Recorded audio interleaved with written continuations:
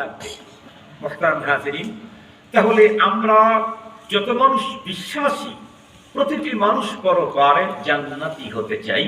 তবে এই জান্নাত পেতে চাইলে সবচেয়ে সহজ পদ্ধতি হলো আল্লাহর সাথে কি করা? খাতির করা, মহব্বত তৈরি করা, ভালোবাসার সম্পর্ক গড়া, তাহলে জান্নাত ইজি। এখন পৃথিবীর মানুষগুলি আল্লাহর সাথে খাতির করবে কেমনে, আল্লাহ পাকের জান্নাতে সে যাবে কেমনে, এই পদ্ধতিটা পৃথিবীর মানুষকে শিখাবার জন্য আল্লাহ তাআলা দুইটা ধারা পৃথিবীতে চালু রেখেছিলেন। দুইটা ধারা, এই দুই জিনিসের মাধ্যমে পৃথিবীর প্রতিটি মানুষ আল্লাহকে পাবে, আল্লাহ তৈরি করা জান্নাতে যাবে। সে দুইটা কি? একটা হলো কিতাবুল্লাহ, আর একটা হলো রিজালুল্লাহ।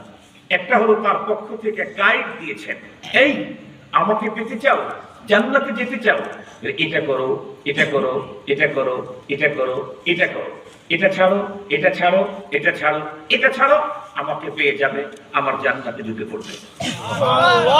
খুব ভালো করে বুঝবেন, দুইটা কাজ, ইমতিসালুল আওয়ামির, ইজতিনাব আনিন নাওয়াহি। দুইটা কাজ আছে, ইমতিসালুল আওয়ামির, ইজতিনাব আনিন নাওয়াহি। হুকুম যেগুলি করেছেন, অর্ডার, সেগুলি আমাকে করতে হবে, নিষেধ যেগুলি দিয়েছেন সেগুলি থেকে আমাকে বাঁচতে হবে। এখন কথা হলো, উনি তো আমাদেরকে কিতাবুল্লাহ পাঠিয়েছেন, অর্ডার দিয়েছেন, এটা করো, এটা ছাড়ো। উনি আমাদেরকে কি বলে, গাইড দিয়েছেন, এটা করো, এটা ছাড়ো।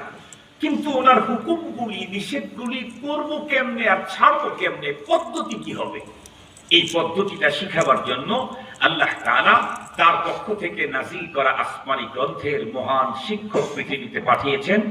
মানুষের মধ্যে হতেই বাছাই করে, ছাঁটাই করে, ইন্তেখাব করে তারা হলেন নবী এবং রাসূল।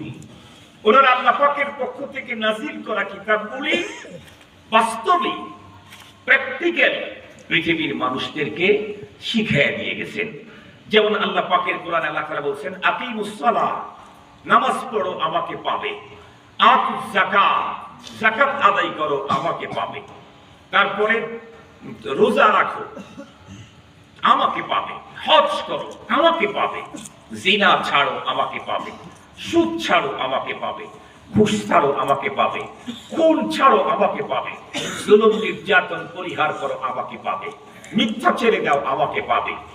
কিন্তু আকিমুস সালাহ বলেছেন, একটা কথাই বলি আর কি, নামাজ পড়ো, কিন্তু এই নামাজটা কেমনে পড়বো, সিস্টেম কি, কয় রাকাত, এক রাকাতে রুকু কয়টা, এক রাকাতে সিজদা কয়টা, এই নামাজের সিস্টেমটা কি, কখন কিরাত পড়তে হবে, কখন দোয়া পড়তে হবে, কখন বসতে হয়, কখন উঠতে হয়, ওঠার পদ্ধতি কি, দাঁড়ানোর পদ্ধতি কি, এগুলির বর্ণনা কোরআন পাকের কোথাও। কথা বলেন না কেন? আপনি দেখাইতে পারবেন যোহরের নামাজ 4 রাকাত, আগে 4 রাকাত সুন্নাত, পরে 2 রাকাত সুন্নাত, 30 পারা কোরআনে কোথাও দেখাইতে পারবেন? না, দেখাইতে পারবেন না, নাই। আপনি দেখাইতে পারবেন মাগরিবের নামাজ 3 রাকাত এবং এই পদ্ধতিতে পড়তে হবে, জোরে পড়তে হবে, কিরাত দেখাইতে পারবেন কোথাও নাই 30 পারা কোরআনে। কেন? আল্লাহ পাক গাইড পাঠিয়ে দিয়েছেন, আর সেই গাইড মানুষ বাস্তবায়ন করবে কেমনে, এর জন্য প্রশিক্ষক পাঠিয়ে দিয়েছেন নবী এবং রাসূল। নবী এবং রাসূলগণের কাজই হলো আল্লাহ পাক যে গাইড দিয়েছেন এগুলি মানুষকে প্র্যাকটিক্যালি শিখায় দেওয়া। আল্লাহ বলেছেন আকিমুস সালাহ, খালাস, আকিমুস সালাহ, খালাস। রাসূলকে আল্লাহ তাআলা জানায়া দিয়েছেন, শিখায়া দিয়েছেন। রাসূল উম্মতকে দেখায়া দিয়েছেন যোহরের সালাত 4 রাকাত, আসরের ফরজ 4 রাকাত, মাগরিবের ফরজ 3 রাকাত, ফজরের ফরজ 2 রাকাত শিখায় দিয়েছে। এজন্য মনে রাখবেন, পৃথিবীর কোনো একজন মানুষ আল্লাহকে পেতে চাইলে, জান্নাতে যেতে চাইলে, তার জন্য দুইটা জিনিস অবশ্যই দরকার। একটা হলো আল্লাহর কোরআন, আর একটা হলো নবীজির সুন্নাত। কথা বলেন, কার সুন্নাত? নবীজির হাদিস, নবীজির সুন্নাত। নবীজি সেই কথাটাকে স্পষ্ট করে বলেছেন, তারাকতু ফীকুম আমরাইন লান তাদিল্লু মা তামাসসাকতুম বিহিমা, কিতাবাল্লাহ ওয়া সুন্নতি, আও কামা ক্বালা আলাইহিস সালাতু ওয়াস সালাম। নবীজি বলেন, পৃথিবীর মানুষ, তোমাদের জন্য আমি দুইটা জিনিস রেখে গেলাম। লান তাদিল্লু, কোশ্চিন কালেও তুমি পথভ্রষ্ট হবে না, তোমরা হবে না, পথ হারাবে না, লাইনচ্যুত হবে না, কখনোই না। কতদিন? মা তামাসসাকতুম বিহিমা, এই দুইটাকে ধরে রাখবে যতদিন। ততদিন তুমি পথ হারাবে না, ততদিন তুমি গোমরা হবে না, ততদিন তুমি লাইনচ্যুত হবে না, ততদিন তুমি পথভ্রষ্ট হবে না। সে দুইটা জিনিস কি? কিতাব আল্লাহি ওয়া সুন্নতি, একটা হলো আল্লাহর কিতাব কোরআন, আর একটা হলো আমি রাসূলের সুন্নাত। এই দুটাকে ধরতে হবে সিরিয়াসলি, কিন্তু ধরতে যে হবে কি দিয়ে ধরবে, কেমনে ধরবে? আল্লাহ পাকের কোরআনে আল্লাহ তাআলা তাও বলেছেন, ওয়া'তাসিমু বিহাবলিল্লাহি জামিআন ওয়া লা তাফাররাকু। আল্লাহর কিতাবকে ধরতে হবে সম্মিলিতভাবে, মজবুত করে। আমি এক গ্রুপ, আপনি এক গ্রুপ, শেয়ার এক গ্রুপ, শেয়ার এক গ্রুপ, শেয়ার এক গ্রুপ, তাহলে অবস্থা ভালো থাকবে না। তাহলে অবস্থা ভালো থাকবে না। আমাদের বাংলাদেশে, তামাম দুনিয়াতেই মুসলমানদের দৈনিক দৈনিক নতুন নতুন ফিরকা। কথা বলেন না কেন? তামাম পৃথিবীতে আজকে মুসলমান মজলুম। তার সবচাইতে বড় কারণ মুসলমান আজকে ইত্তেহাদ, ইত্তেফাক, ঐক্যতা তাদের ভিতরে নাই। মতানৈক্যের কারণে যত কারণ আছে আজকে পৃথিবীর মুসলমান মজলুম হওয়ার, সবচাইতে বড় কারণ মুসলমানদের ভিতরে অস্বাভাবিক মতানৈক্য, ফিরকাবাজি। আল্লাহ আমাদেরকে এক প্ল্যাটফর্মে জমা হওয়ার তৌফিক দান করুন। আমিন। আল্লাহ আমাদেরকে এক বানায় দিক এবং নেক বানায় দিক। আমিন। আল্লাহ আমাদেরকে এক বানায় দিক এবং নেক বানায় দিক। আমিন। এখন কথা হলো, শক্ত করে তো ধরবো, কি হাত দিয়ে ধরবো, পা দিয়ে ধরবো, বডি দিয়ে ধরবো, কি দিয়ে ধরবো, মুখ দিয়ে ধরবো? নবীজি তাও বলেছেন, আদ্দু আলাইহা বিন নাওয়াজিস। নবীজি তাও বলেছেন, আদ্দু আলাইহা বিন নাওয়াজিস। ধরতে হবে কোরআনকে, সুন্নাহকে, হাত দিয়ে, পা দিয়ে না, বডি দিয়ে না, মুখ দিয়ে, দাঁত দিয়ে, তবে সব দাঁত দিয়ে না, নাওয়াজিস দিয়ে। মজার কথা, আল্লাহ পাক প্রতিটি মানুষের মুখে 32টা দাঁত সাজিয়েছেন। এই 32টা দাঁতের ভিতর পৃথক নাম আছে। সামনের উপরের দুইটাকে বলা হয় সানায়া উলিয়া, সোজা নিচের দুইটাকে বলা হয় সানায়া সুফলা, আরবি নাম।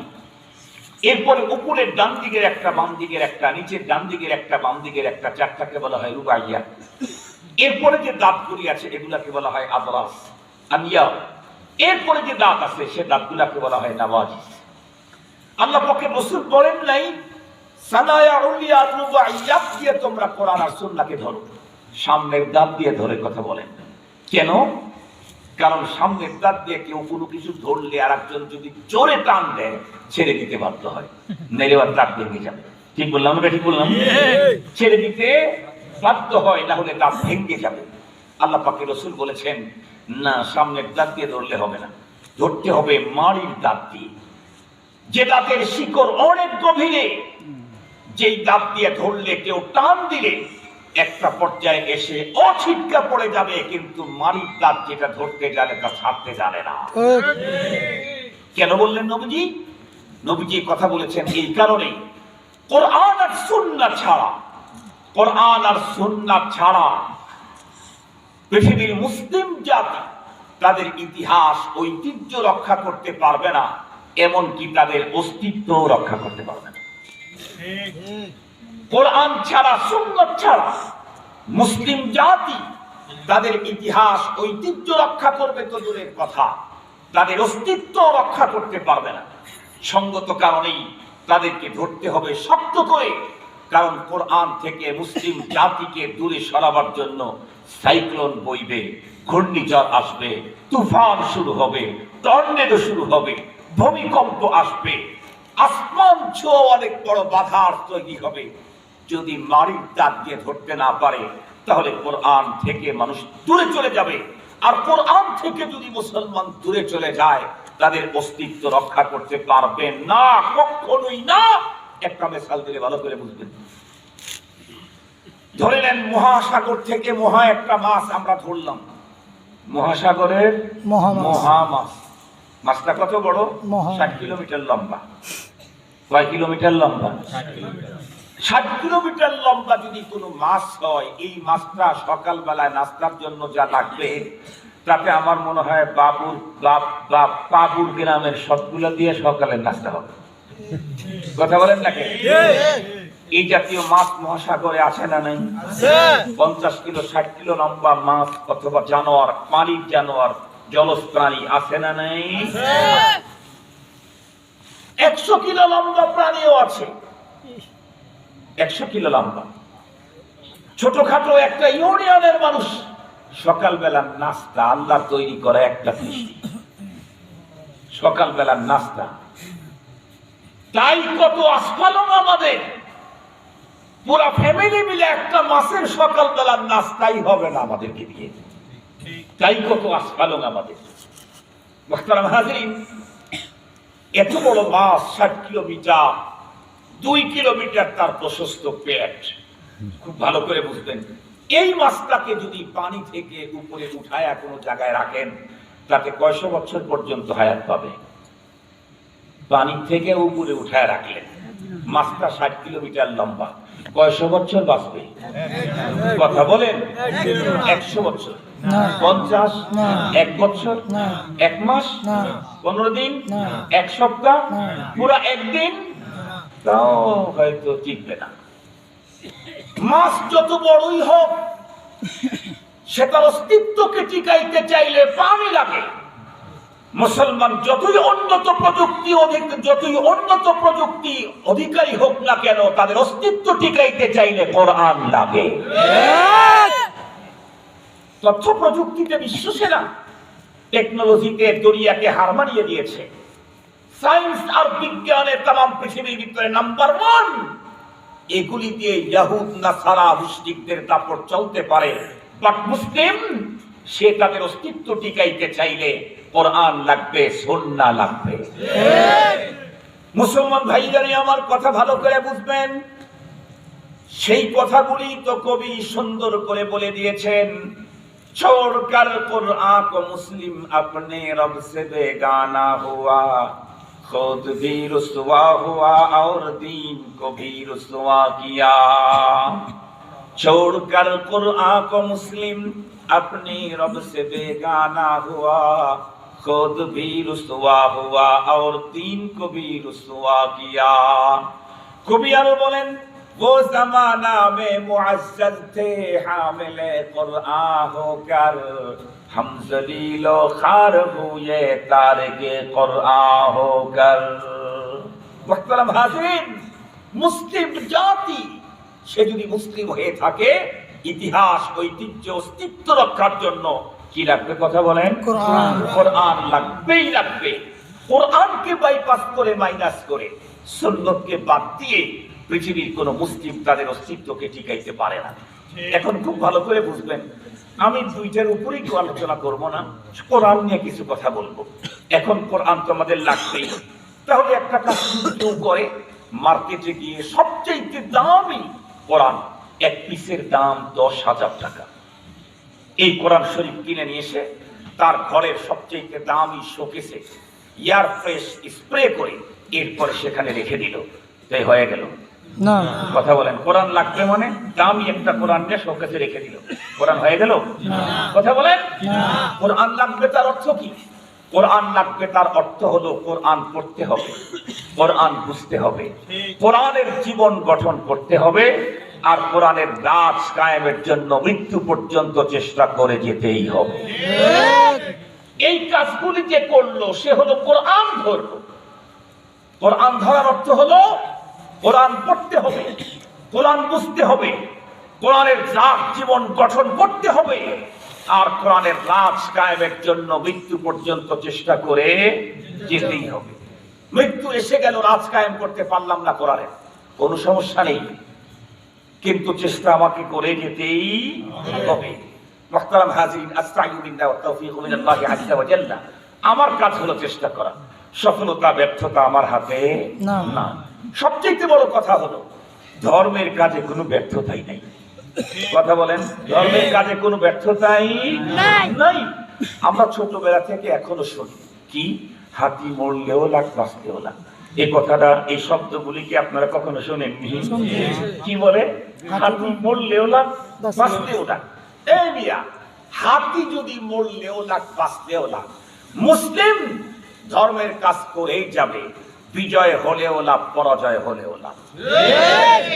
মুসলিমের কোনো ঠকা নাই। হাতির দাম বেশি না ইমানদারের দাম বেশি? ইমানদারের দাম বেশি।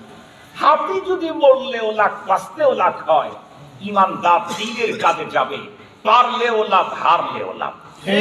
পারলেও লাভ, হারলেও লাভ। ওই যে আমি আল্লাহু আকবার, যে কি বলে, আমি দুটা কথা বলে থাকি অনেক সময়। একটা হলো, আপনারা দেখবেন এটা আগে ছিল, এখন অবশ্য নাই। আগে হাতে হুটের ভিতরে মানুষের কিছু টাকা পয়সা হারা যেত। আগে তো পকেট মার বেশি ছিল না, কথা বলেন না কেন? আগে পকেট মার বেশি ছিল না, টাকা এমনি মানুষের পকেট থেকে পড়ে যেত। তো সেই সময় মানুষের হাটের ভিতরে কিছু হারায় গেলে ওই হাটের ভিতরে যারা ঝাড়ুদার থাকতো এদেরকে দিয়ে ঢোল দেওয়া হইতো। এটা কি আপনাদের অঞ্চলে ছিল কখনো? ছিল, এখন তো নাই। এখন তো হাটই নাই, সব মার্কেট। এখন কি আর হাট আছে? খুব কম, সব মার্কেট। 2 নাম্বার হলো এখন হারায় না, নিয়ে যায়। কথা বলেন, হারাইলে না ঢোল দিলে দিবে, নিয়ে গেলে তো আর দিবে না। পকেট থেকে নিয়ে গেছে, ওইটা কি আর দেবে না? পড়ে গেছে, উঠাইছে, ওটা দিতে পারে। আমার পকেট থেকে ও নিয়ে গেছে, ওর পকেট থেকে আমারে দিবে? এই জন্য ঢোল ডাল দেওয়ার সিস্টেম নাই। তো আপনি কোনো জিনিস হারায় গেলে যে ঢোল দিত, লক্ষ্য করে দেখবেন, ঝুলিকে বলছে, ঝাড়ুদারকে বলছে, হাতের এই মাথা থেকে ওই মাথা পর্যন্ত 2 বার ঢোল দিবি, তোরে দিব 15 টাকা। বলেন তো দেখি, ও ঢোল দিতে গেল, 2 বারের পরিবর্তে আরো 1 বার বাড়ায় দিল, তারপরেও হারানো জিনিসটা পাইল না। তাহলে কি ঝুলি মজুরি পাবে না? কথা বলেন, আরো জোরে বলেন। পাবে। কেন? তুমি পাইলা কিনা সেটা তোমার বিষয়, আমি ঢোল দিয়েছি, আমারটা নগদ দেও। এই পৃথিবীতে যারা ইসলামকে দুনিয়াতে জিন্দা করার জন্য মুজাহাদা করে, চেষ্টা করে, যারা রাস্তায় নামে, যারা এর জন্য সংগ্রাম করে, যারা ধর্মের কথা ঢোল দেয়, ধর্মের তাদের ঢোলের কারণে ধর্ম বাস্তবায়ন হোক আর না হোক সেটা মালিক বুঝবে, কিন্তু যারা ঢোল দেয় তারা আসমানের মালিকের কাছে নগদ পাবে, নগদ। আমার কাজ আমি করেছি, আমাকে নগদ দাও মালিক। তোমার দিন প্রতিষ্ঠিত হয়েছে না হয় নাই, ওটা তো আমার জিম্মাদারি নাই। ইন্নামা আলাইকাল বালাগ, আপনি তো মেসেঞ্জার। আল্লাহ পাক তার রাসূলকে বলেছেন, ইন্নামা আলাইকাল বালাগ, আপনি মেসেঞ্জার, আপনি মেসেজ পৌঁছে দিন, আপনার কাজ খালাস। ওয়া আলাইনাল হিসাব, কে আপনার মেসেজ গ্রহণ করে আর কে করে না সেটা আমি দেখতেছি। কে বলে? আল্লাহ। আর জোরে বলেন, কে বলে? আল্লাহ। আমরা মেসেঞ্জার, আমরা কোরআনের কথা, হাদিসের কথা, ধর্মের কথা পৌঁছে দিতে এসেছি। জাতি মানবে না মানবে সেটা জাতি বুঝবে আর মালিক বুঝবে। কিন্তু আমি যে দালালি করতেছি, আমার দা নগদ। সুবহানাল্লাহ বললেন না? নগদ মানে কি? এই যে টাকা দেন, আরে না, এটা 3 টাকা, এই নগদ না। আমি যে দালালি করতেছি এর জন্য মালিক আমাকে জান্নাতে দিবেন অফুরন্ত। আমার সারা জিন্দেগির কোরআনের দালালি করে দুনিয়ার সব রাজা বাদশা যদি আমাকে গিফট করে পৃথিবীর অর্ধেক স্বর্ণ আমাকে দেয়, এটাও আখিরাতের আমাকে মালিক যে জান্নাত দিবেন তার একটা দরজার শিকলের দামও হবে না, শিকলের দামও হবে না। মুসলমান ভাইরা, আমার লম্বা কথা বলতে চাই না, তবে এতটুকুন তো অবশ্যই মনে রাখতে হবে, মুসলমান তাদের ইতিহাস, ঐতিহ্য আর অস্তিত্ব যদি দুনিয়ার ভিতরে টিকাইতে চায়, আল্লাহ পাকের জান্নাতে যেতে চায়, আল্লাহকে পেতে চায়, তাহলে তার জন্য কয়টা জিনিস লাগবে যেন? 2টা। একটা হলো কোরআন আর একটা হলো সুন্নাত। সুন্নতের কথা বন্ধুরা আমার আজকে আলোচনা করব না, কোরআনের কথা যাই বলি। কোরআনুল কারীম ছাড়া পৃথিবীর কোন মানুষ কখনোই আল্লাহ পেতে পারে না, জান্নাতে যেতে পারে না। কোরআন ধরতে হবে, ধরতে হবে। কোরআনুল কারীম ধরার অর্থ হলো কোরআন পড়তে হবে, কোরআন বুঝতে হবে, আল কোরআনের জীবন গঠন করতেই হবে, আর মৃত্যু পর্যন্ত কোরআনের রাজ কায়েম করার জন্য চেষ্টা করে যেতে হবে। এখন বন্ধুরা আমার, এ পর্যন্ত যত আলোচনা করলাম, সমস্ত আলোচনার মূল কথা হলো, আমি যদি আল্লাহর জান্নাতে যেতে চাই, আল্লাহকে পেতে চাই, কোরআন আমার লাগবে। কোরআন আমি ধরতে চাইলে কোরআন পড়তে হবে, প্রথম নাম্বার। আমি আপনাদেরকে জিজ্ঞাসা করতে চাই, বলুন তো দেখি, এই পৃথিবীর ভিতরে অনেক মানুষ এমন আছে যেই মানুষগুলির বাংলার উপরে সিরিয়াস বন্ধুরা আমার পাণ্ডিত্য, উর্দুর উপরে তার বিশাল মহারত্ব, ইংরেজির উপরে সে বড় এক্সপার্ট, উর্দু ফার্সির উপরে বন্ধুরা আমার সে অনেক বড় কামেল। এই কারণে কোনো একজন মানুষ যদি কোরআনুল কারীমের তরজমা এবং ব্যাখ্যা বোঝার জন্য বাংলাতে লেখা কোরআনের তর্জমা আর ব্যাখ্যা গ্রন্থ নিজে ঘরের ভিতরে একা একা পড়ে খুব ভালো বুঝবেন, কিছুটা হলেও বুঝতে পারবে। উর্দুতে যদি কোরআনের তফসির তর্জমা থাকে, কোরআন তোমাকে বুঝতেও হবে, কোরআন আমাকে মানতেও হবে। বোঝার জন্য ঘরের ভিতরে একা একা পড়ে কিছুটা বুঝতে পারবে। কেউ যদি ইংরেজিতে এক্সপার্ট হয়, ইংরেজিতে কোরআনের তর্জমা আর তফসির থাকলে ঘরের ভিতরে বন্ধুরা আমার একা একা পড়ে কিছুটা হলেও অর্জন করতে পারবে। কিন্তু এই পদ্ধতিতে কোরআন বুঝা বন্ধুরা আমার জ্ঞান অর্জন করা কখনোই নিরাপদ নয়। আমি বাংলার উপরে আমার বিশাল পাণ্ডিত্য, এই জন্য বাংলার তফসির আমি কোনো হুজুরের কাছে যাব না, ঘরের ভিতরে বসে বসে পড়ে পড়ে মুফাসসির হব না। এটা বন্ধুরা আমার সংখ্যা মুক্ত নয়, বিপদ মুক্ত নয়। খুব ভালো করে বুঝবেন, ইংরেজির উপরে সিরিয়াস আমার বন্ধুরা আমার দক্ষতা আছে। ইংরেজিতে কোরআনে পাকের তরজমা আছে, তাফসীর আছে, আমি একাই ঘরের ভিতরে বসে বসে এগুলি পড়ব, এটাও নিরাপদ না। যদি বলেন কেন নিরাপদ না, তাহলে একটা মিসাল দিলে বিষয়টা আপনাদের জন্য বোঝা সম্ভব হবে। আমি আপনাদেরকে জিজ্ঞাসা করতে চাই, কোরআনুল কারীম পৃথিবীর কোন মানুষের রচনা নাকি মহান আল্লাহ পাকের কিতাব? কোরআনুল কারীম তো রব্বুল আলামিনের কিতাব। কুতুবে সামাবিয়া আহাদুম বিল কুতুবিস সামাবিয়া এবং আজাল্লে কুতুব আল্লাযী আনজালাল্লাহু তাআলা লিইবাদিহি ফিল আরদ হুয়া আল কোরআন আল কারীম। আল্লাহ তাআলা তার বান্দাদের হেদায়েতের জন্য যত কিতাব নাযিল করেছেন, তার ভিতরে সবচেয়ে আযম, সবচেয়ে বড়, সবচেয়ে আলা এবং সেটা হলো এবং সবার শেষ, সর্বশেষ কিতাব হলো কোরআন। আমি জিজ্ঞেস করতে চাই, আমাদের দেশে যে সমস্ত ছেলেরা মেডিকেল কলেজে পড়ে, মেডিকেল কলেজে যে বইগুলি পড়ানো হয় মেডিকেল সায়েন্সে, এই বইগুলোও কি আসমান থেকে আসছে? না। কথা বলেন না। মেডিকেল সায়েন্সের কোনো বই তো আসমানই না। এগুলি তৈরি করছে কারা? আমাদের মতোই মানুষ, আমাদের মতোই মানুষ। হ্যানিম্যানের থিওরি আছে, ইবনে সিনার থিওরি আছে, মেডিকেল সায়েন্সের মধ্যে অনেকের থিওরি আছে। এরা মানুষ, মানুষের তৈরি করা কিতাব মেডিকেল কলেজে পড়ানো হয়। অথচ আমাদের ছেলেরা মেডিকেল কলেজে এমবিবিএস কমপ্লিট করতে 4 বছর 6 বছরের কোর্স। মেডিকেল কলেজের ভিতরে যারা পড়ে এদেরকে ইঞ্জিনিয়ার পড়ায়, কথা বলেন, কৃষিবিদেরা পড়ায়, কে পড়ায়? ডাক্তাররাই পড়ায়। বইটা লিখেছেও মানুষ, পড়াও ডাক্তারেরা। তারপরেও 4 বছর 6 বছরের কোর্স কমপ্লিট করার পরেও আমাদের দেশের গভর্নমেন্ট কাউকেই প্রেসক্রিপশন করার অনুমতি দেয় না। প্রেসক্রিপশন করতে চাইলে যতই তুমি এমবিবিএস এ বাংলাদেশে নাম্বার 1 হও, তারপরেও প্রেসক্রিপশন করার অনুমতি নাই। তোমাকে বিজ্ঞ দক্ষ এক্সপার্ট কোন ডক্টরের সান্নিধ্যে থেকে ইন্টার্নি করতে হয়। কথা বলেন না কেন? ইন্টার্নি ছাড়া প্রেসক্রিপশন করার অনুমতি নাই। উনি ডাক্তারের কাছে পড়েছেন, মেডিকেল কলেজে পড়েছেন, এরপরেও 6 বছর পর্যন্ত পড়ার পরে তার প্রেসক্রিপশন করার অনুমতি নাই। কেন? তুমি তো বইয়ের ভিতরে থিওরি পড়েছো, প্র্যাকটিক্যালি রোগীর অবস্থার সাথে মিলিয়ে মেডিসিন প্রয়োগ, ডায়াগনোসিস যোগ্যতা এটা তোমার এখনো অর্জন হয় নাই। এজন্য একজন বিজ্ঞ দক্ষ ডাক্তারের কাছে থেকে তোমাকে হাতে কলমে শিখে তারপরে প্রেসক্রিপশন করতে হবে। তার আগে তোমাকে প্রেসক্রিপশন করতে দিলে তোমার প্রেসক্রিপশনে রোগী সারার চাইতে মরার সম্ভাবনা। মানুষের তৈরি করা মেডিকেল সায়েন্সের বই, এটাই যদি 6 বছর পর্যন্ত ওস্তাদের কাছে অধ্যয়ন করলেও প্রেসক্রিপশন করার অনুমতি না থাকে, ইন্টার্নি না করলে, কোরআন তো পৃথিবীর কোনো মানুষের তৈরি করা না। এই গ্রন্থ একা একা ঘরের ভিতরে পড়ে ধর্মীয় প্রেসক্রিপশন করলে মানুষের ঈমান ধ্বংস হওয়ার সম্ভাবনা। এজন্যই বলেছি, এই কিতাব ঘরের ভিতরে বাংলা ভাষার উপরে আমার যতই পাণ্ডিত্য থাক, ইংরেজিতে আমি যত বড় এক্সপার্টই হই না কেন, উর্দুতে আমার যত বড় মহারতই থাক না কেন, ফার্সিতে আমার যত বড় যোগ্যতা থাক না কেন, তাই বলে আল্লাহর কোরআন বুঝতে চাইলে শুধুমাত্র কেবলমাত্র নিজের ভাষার জ্ঞানের কারণে, যোগ্যতার কারণে একা একা পড়ে এটা নিরাপদ না। তারপরেও তো কিছুটা বুঝবে, কিছুটা বুঝবে। কিন্তু বলুন, কোরআনে পাককে ধরতে চাইলে প্রথম যে কাজ সেটা কি? তিলাওয়াত। কথা বলেন না কেন? আগে তো পড়তে হবে, তারপর না তর্জমা বুঝতে হবে, নাকি বলেন?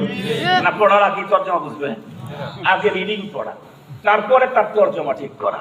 মুহতারাম হাজিরিন, রিডিংটা যদি কেউ ঠিক করতে চায়, কোরআন শরীফ সঠিকভাবে পড়তে চায়, মুহতারাম হাজিরিন, তাহলে নিরাপদ ভাবে বুঝতে চাইলেও আলেম দরকার।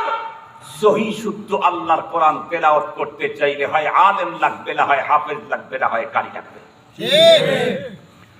আমি তামাম দুনিয়াকে চ্যালেঞ্জ করব, তামাম দুনিয়াকে, যেদিন থেকে কোরআন পৃথিবীতে নাযিল হয়েছে সেই দিন থেকে আজ পর্যন্ত তামাম দুনিয়ার ভিতরে একজন মানুষও দেখাইতে পারবেন না যেই লোক আল্লাহর কোরআন শুদ্ধ তেলাওয়াত করেছে কিন্তু কোনো ওস্তাদের কাছে যায় নাই।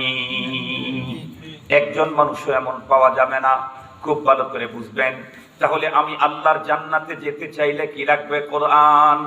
আমি আল্লাহকে পেতে চাইলে কি লাগবে? কোরআন। শুধু কোরআন দিয়েই হবে না, সুন্নত লাগবে, সুন্নত লাগবে। কোরআনের কথাই আজকে বলি। কোরআন যদি আমি জানতে চাই, কোরআন যদি আমি মানতে চাই, কোরআন যদি আমি পড়তে চাই, তাহলে বলুন তো দেখি সবগুলোর জন্য এদেশের কোন মানুষগুলি দরকার? উলামায়ে কিরাম দরকার, হয় আলেম, না হয় কারি, না হয় হাফেজ, লাগবেই লাগবে। এছাড়া আমি কোরআন বুঝতে পারবো না, এছাড়া আমি কোরআন পড়তেও পারবো না। খুব ভালো করে বুঝবেন। তাহলে আলেমের প্রয়োজনীয়তা কত? জান্নাতে যেতে চাইলে আলেম ছাড়া এখন হবেই না। জান্নাতে যেতে চাইলে আলেম ছাড়া হবেই না। আল্লাহর কোরআন ধরতে চাইলে আলেম ছাড়া হবেই না। আল্লাহর সাথে সম্পর্ক গড়তে চাইলে আলেম ছাড়া হবেই না। কিন্তু দিন যত গড়তেছে আমার দেশে, সাধারণ মুসলমানের অন্তরে আলেমদের বিদ্বেষ ছড়াবার জন্য ষড়যন্ত্র চলতেছে। কথা বলেন না কেন? কথা বলেন না কেন? ষড়যন্ত্র আছে না নাই? চতুর্দিক থেকে ষড়যন্ত্র। আলেমকে ছোট করা, খাটো করা, তার প্রতি ঘৃণা, অবজ্ঞা তৈরি করা, তার থেকে জাতিকে দূরে সরানোর জন্য অনেক ষড়যন্ত্র চলতেছে। মনে রাখবেন, মনে রাখবেন, এই গভীর রাত্রে যে কথাগুলি বলে যাচ্ছি, এই কথা শুধু আমার কথা না, এটা হলো একটা বিশাল বড় বাস্তবতা। ছোট্ট একটা 3 বছরের শিশু যদি বলে এখন রাত্রি বাজে 11টার উপরে, 3 বছরের শিশুর এই কথা যেমন শতভাগ সত্য, আমি যত ছোটই হই আমারও এই বক্তব্য সত্য। যদি মুসলিম জাতি আলেম থেকে বিচ্ছিন্ন হয়, আলেমের কিছুই হবে না। জাতির কপালে এমন দুর্ভাগ্য আসবে, এমন মুসিবত আসবে, যেই মুসিবত থেকে মুক্তি হওয়ার সুযোগ দুনিয়াতেও থাকবে না, আখিরাতেও থাকবে। আমি মানুষ ছোট হলেও আমার কথা সত্য। আমি মানুষ ছোট হলেও আমার কথা সত্য। কারণ কোরআন ছাড়া মুসলিম জাতি অস্তিত্ব টিকাইতে পারবে না, কখনোই না, কখনোই না। আর সেই কোরআনের জন্য কি লাগবে? হয় আলেম, না হয় কারি, না হয় হাফেজ লাগবে। মুহতারাম হাজিরিন, কিন্তু যেইভাবে আলেমদের বিরুদ্ধে সাধারণ মানুষদের মস্তিষ্ককে ধোলাই করা হচ্ছে চতুর্দিক থেকে, এটা পুরা মুসলিম জাতির জন্য এক সিরিয়াস অশনি সংকেত, সিরিয়াস অশনি সংকেত। মনে রাখবেন কথাগুলি। একটা মিসাল দিয়ে কথা বললে আপনারা খুব সহজে বুঝবেন, ভালো বুঝবেন। 12টা পেরিয়ে গেছে, আমি লম্বা কথা বলবো না ইনশাআল্লাহ, খুব ভালো বুঝবেন। সেটা হলো, দেখেন, আল্লাহু আকবার, এ পর্যন্ত আলোচনার দ্বারা যতটুকু বুঝেছি, জান্নাতে যেতে চাইলে, আল্লাহ পেতে চাইলে কোরআন লাগবেই লাগবে। এতটুকু বুঝেছি, কোরআন সঠিকভাবে ধরতে চাইলে, পড়তে চাইলে, বুঝতে চাইলে আলেম লাগবেই লাগবে। হয় এই হুজুরটা, হয় হুজুরই লাগবে, নাকি অন্য কাউকে দিয়ে হবে না। প্রধানমন্ত্রীকে দিয়ে হবে না, প্রধান বিচারপতিকে দিয়ে হবে না, প্রধান সেনা প্রধানকে দেওয়া হবে না, পুলিশ প্রধানকে দেওয়া হবে না, র্যাবের প্রধানকে দেওয়া হবে না, মুহতারাম হাজিরিন, প্রধান ইঞ্জিনিয়ারকে দেওয়া হবে না। কাকে লাগবে? আলেম লাগবে, হাফেজ লাগবে, কারি লাগবে। এখন খুব ভালো করে বুঝলে একটা মিসাল দিই। আল্লাহ না করুক, আল্লাহ না করুক, আমাদের ভিতরে কোনো একজন মানুষ যদি অসুস্থ হলো, অসুস্থতা তো 2 রকম, একটা নর্মাল, একটা সিরিয়াস। নর্মাল অসুস্থতা যদি কেউ হয়, আল্লাহ না করুক, আল্লাহ না করুক, আমাকে দিয়ে মিসাল দিই। আমি ওয়াজ করতে আসছি, রুমের ভিতরে বসলাম, সভাপতি মহোদয় আছেন, মোহতামিম সাহেব আছেন, প্রধান অতিথি আছেন, বললেন আজকে প্রধান বক্তা আসছেন, সালাম মুসাফা হলো। বসার পরে আমি একটু যদি মোস্তামস্তি শুরু করি, তাহলে প্রধান মোহতামিম সাহেব এবং সভাপতি সাহেব একটু চিনতেন হুজুর মোস্তামস্তি করতে আমার অসুস্থ, হুজুর কোনো সমস্যা? হয় পেটে ব্যথা করতেছে। এই কথা বলার সাথে সাথে দেখবেন 3 দিক থেকে প্রেসক্রিপশন আসা শুরু হবে বিনা পয়সা। মোহতামিম সাহেব বলবে হুজুর অ্যান্টাসিড খেলে মনে হয় কাজ হয়ে যাবে, এক প্রেসক্রিপশন। সভাপতি সাহেব আবার বলবেন হুজুর হুজুর শুধু অ্যান্টাসিড হবে না, আপনি এই সাবজেক্ট 40 খান তুলে অথবা একটা খান, সাবজেক্ট খেলে কাজ হয়। এই কথা বলতে বলতে প্রধান অতিথি বলবেন হুজুর আমি গত সপ্তাহে একটু দেশের বাইরে থেকে আসছি, আপনার যে সমস্যা আমার মনে হচ্ছে এটা ফুড পয়জন, এটা শুধুমাত্র সাবজেক্ট দিয়ে যাবে না, ওর সাথে 2 ডম্পিংটন খান, তাহলে একদম ফিনিশ হয়ে যাবে। পাশে যদি আরো কেউ থাকে অতিথি, সে বলবে হুজুর আমারও কিন্তু গতকালকে ঝামেলাটা ছিল, আমি লিকুইড অ্যান্টাসিড খেয়েছি, লিকুইড বোতল, এটা খালি একেবারে আধা ঘন্টার ভিতরে শেষ। তাহলে দেখেন রোগটা যদি নর্মাল হয় চিকিৎসা চতুর্দিক থেকে পাওয়া যায়। কথা বলেন কথা বলেন, রোগটা যদি নর্মাল হয় চিকিৎসা চতুর্দিক থেকে পাওয়া যায়। কিন্তু আল্লাহ না করুক, আল্লাহ না করুক, আল্লাহ না করুক, রোগটা যদি এমন জটিল দুনিয়ার সব দেশের ডাক্তার বলেছে অপারেশন ছাড়া কোনো গতি নেই, তাহলে এখন বলেন তো দেখি এখন কি এই রোগের চিকিৎসা মোহতামিম সাহেব দিতে পারবে? সভাপতি, প্রধান অতিথি, বিশেষ অতিথি, প্রধানমন্ত্রী, প্রধান বিচারপতি, কেউ না। প্রধান হুজুর, প্রধান বক্তা, প্রধান বিশ্বাস, জোরে বলে প্রধান শেখুল হাদিস, কি লাগবে? কি ডাক্তার? 4 জন ডাক্তার লাগবে, 4 জন ডাক্তার। এখন আমার অবস্থা হলো এই, আমার যে রোগ হয়েছে 4 জন ডাক্তার ছাড়া এর কোনো সমাধান নেই, কিন্তু আমার ভিতরের অবস্থা হলো এই, ডাক্তার দেখলে আমার মেজাজ গরম হয়, ডাক্তার দেখলে আমার ঘৃণা পায়, ডাক্তার দেখলে আমার মাথা গরম হয়ে যায়, ডাক্তার দেখলে আমার চোখে রক্ত ওঠে, ডাক্তার দেখলে আমার শরীরের ভিতরে চুলকানি শুরু হয়।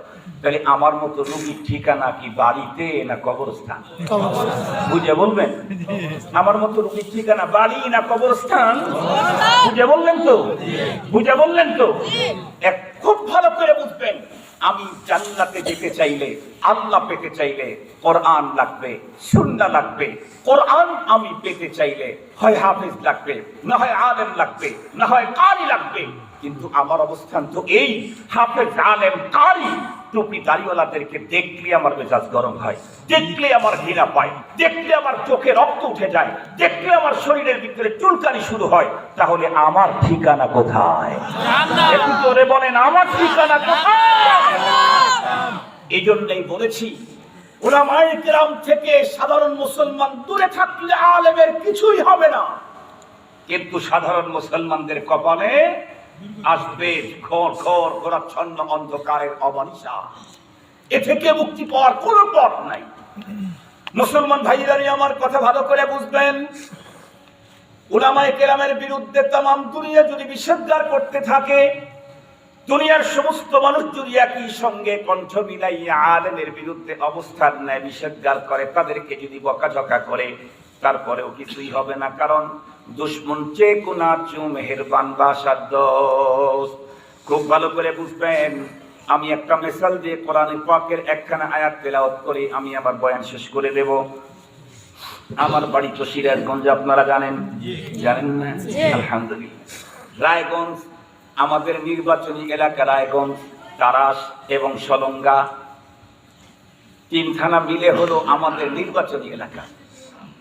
আমাদের সাবেক এমপি যিনি ছিলেন ইসহাক হোসেন তালুকদার মরহুম, আল্লাহ তাকে মাফ করে দিন, উনি বর্তমান ক্ষমতাসীন দলের মানুষ। ওনার শুরু জীবনটা ছিল ভিন্ন রকমের, শেষ জীবনটা ছিল ভিন্ন রকমের। শেষ জীবনে উনি এতটাই আলেমের প্রতি এতটাই তার আসক্তি ছিল, আমার সামনে তার নেতা কর্মীরা বলতেন যে ভাই আপনি যেভাবে হুজুরদেরকে আপনি প্রাধান্য দিচ্ছেন, নেতা কর্মীদেরকে আপনি কোনো গুনতেইছেন না, আপনার সামনে নির্বাচনে তো আপনি কোনো নেতা কর্মী পাবেন না। এই কথা যখন বলছে উনি তখন স্পষ্ট আমার সামনে কথা বলল, এই অমক, নাম ধরে বললো, এর নাম তার বলা দরকার নাই, এই অমক, তোরা নেতা কর্মীরা তো বিগত 4 বছর আমার পিছনে মেহনত করেছিস, আমাকে ক্ষমতায় বসাইতে পারস না। আমি যখন সব ছেড়ে দিয়ে বগুড়া জামিল মাদ্রাসার প্রয়াত মুহতামিম আল্লামা ইউসুফ নিজামীর হাতে যখন বাইআত হলাম, হুজুরের কাছে যখন রমজান মাসে ইতিকাফ করলাম, আমি যখন আমার লেবাস চেঞ্জ করলাম, আমি যখন আমার এরিয়া ছাড়লাম, আমি যখন আল্লাহর কুদরতের পায়ের উপরে পড়লাম, ওলামায়ে কেরামের আমার পক্ষে আসলো। আল্লাহ পাক সাথে সাথে আমাকে বিজয় দিয়েছেন। তোরা নিশ্চিত, আমার দিলের দিক থেকে আমি নিশ্চিত, আমি যতদিন বেঁচে থাকি আলেমদের পক্ষেই থাকবো। নেতা কর্মী কেউ যদি না থাকে, মালিক যদি চায়, কোন নেতা না থাকলেও আল্লাহ আমাকে চেয়ারে বসাবে। পরে দেখলাম কি তা জানেন, আল্লাহর বান্দার এই কথাই সত্য। পরবর্তীতে উনি এমপি হলেন।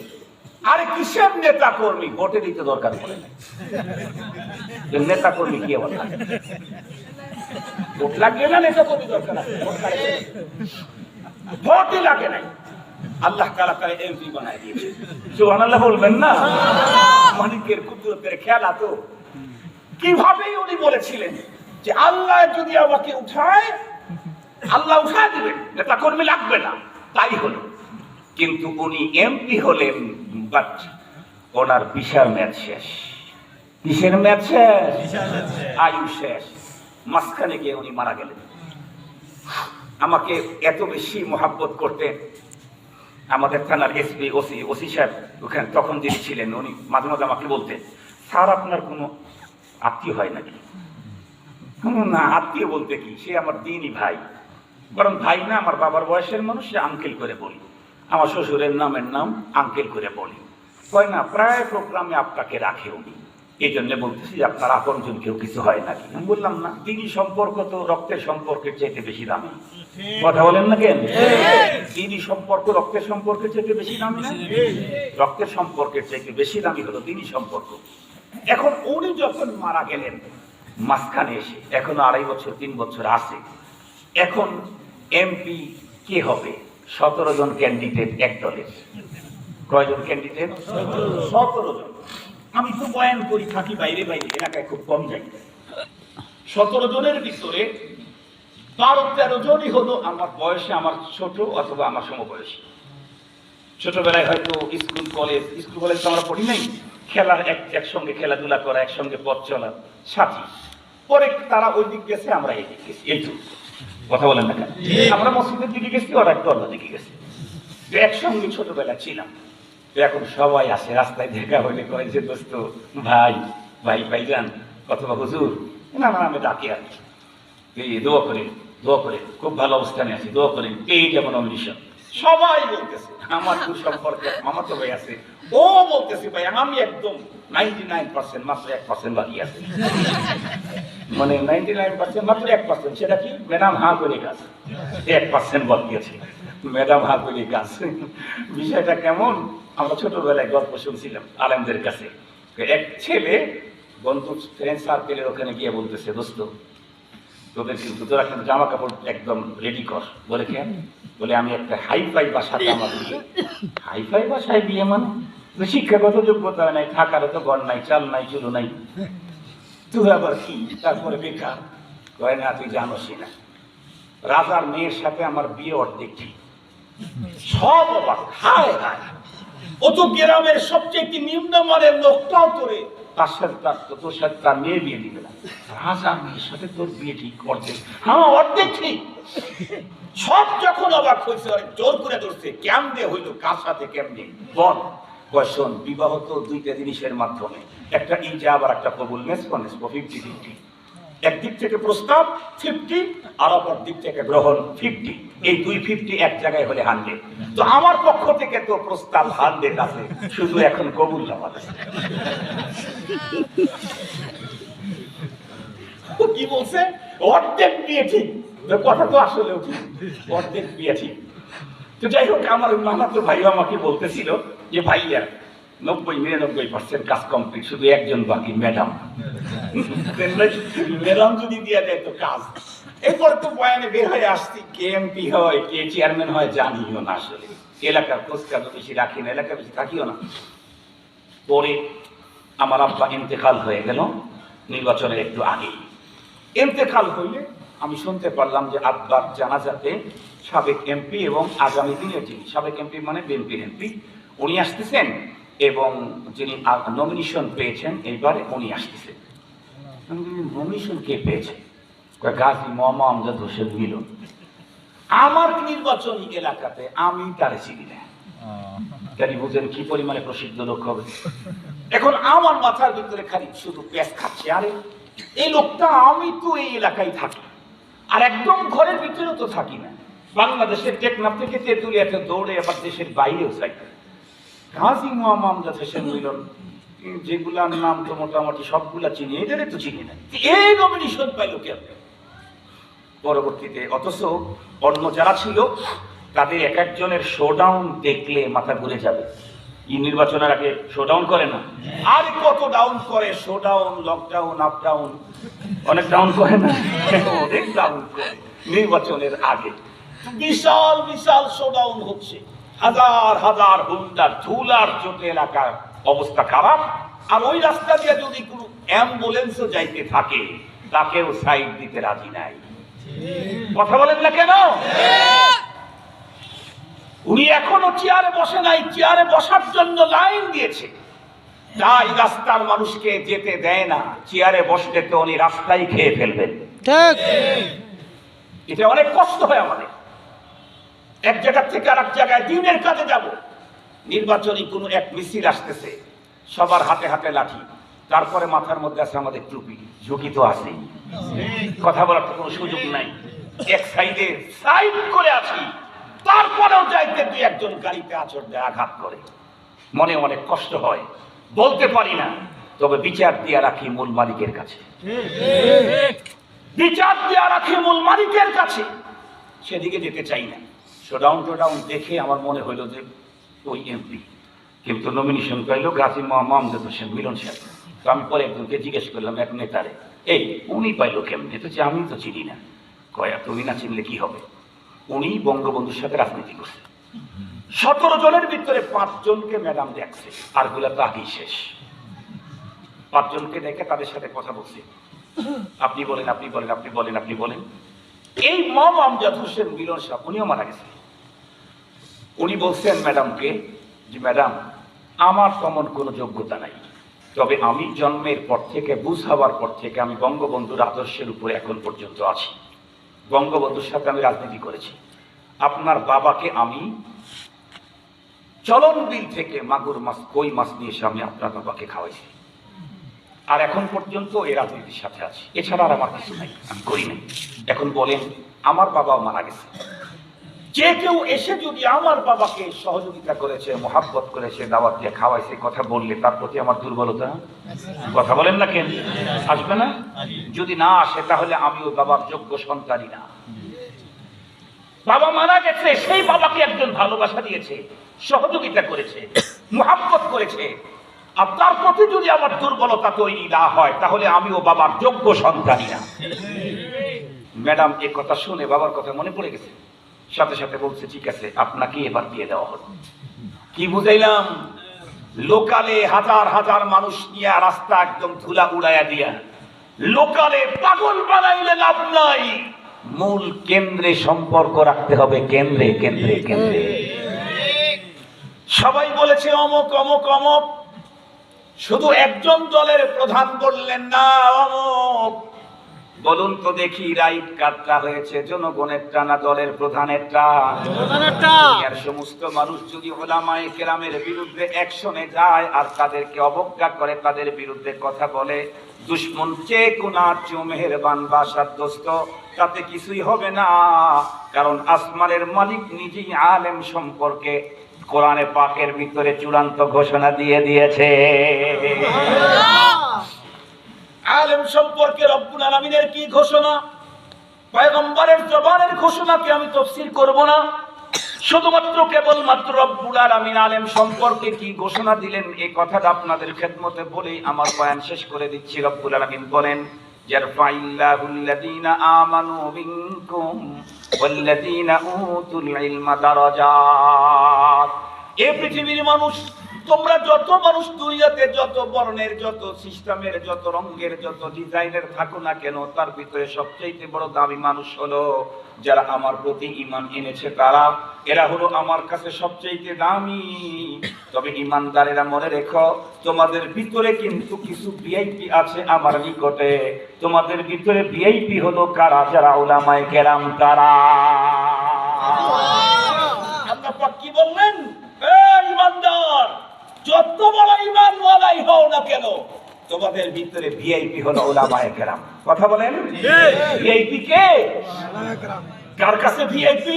আল্লাহর কাছে। আপনি বলেন কার নিকটে ভিআইপি? আল্লাহর কাছে। ভিআইপি হওয়ার তরজমা কি বুঝলেন? তরজমাটাও একটু বলে দেই।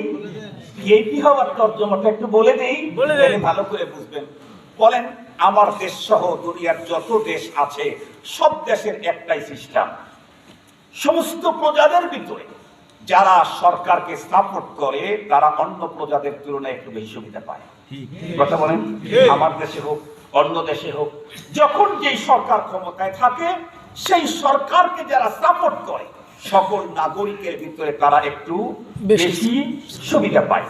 তারা যদি অফিসে যায় কাজ তাড়াতাড়ি হয়, তারা যদি কোনো গাড়িতে যায় তাদেরকে অনেক সময় টাকা ছাড়াই নিতে হয়। কথা বলেন, কথা বলেন, সব জায়গাতে একটু বেশি সুবিধা।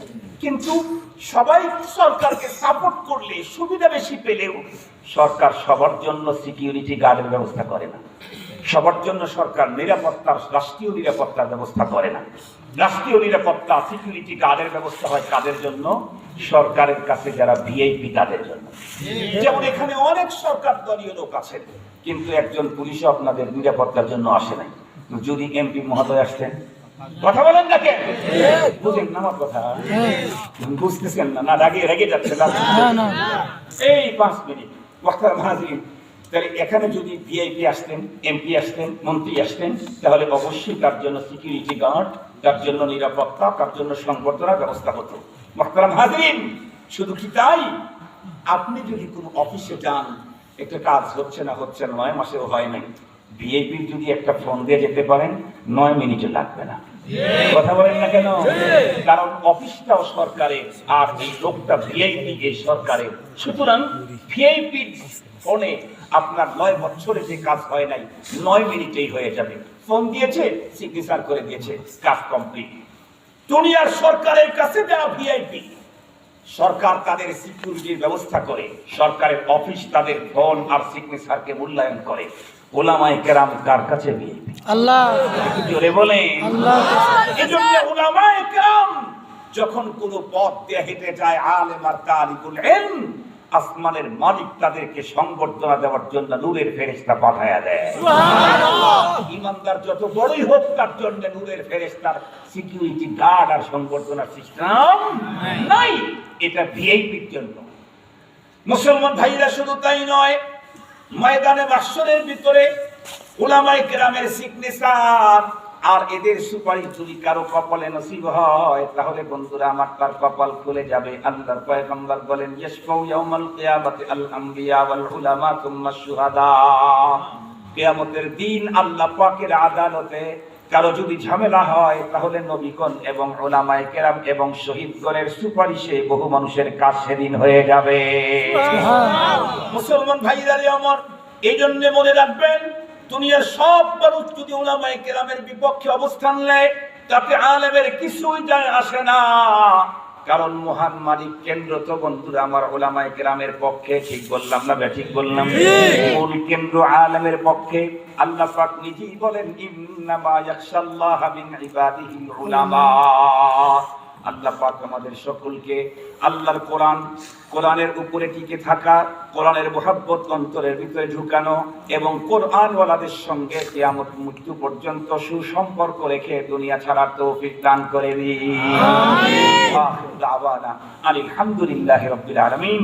আসসালামু আলাইকুম ওয়া রাহমাতুল্লাহি ওয়া বারাকাতুহু।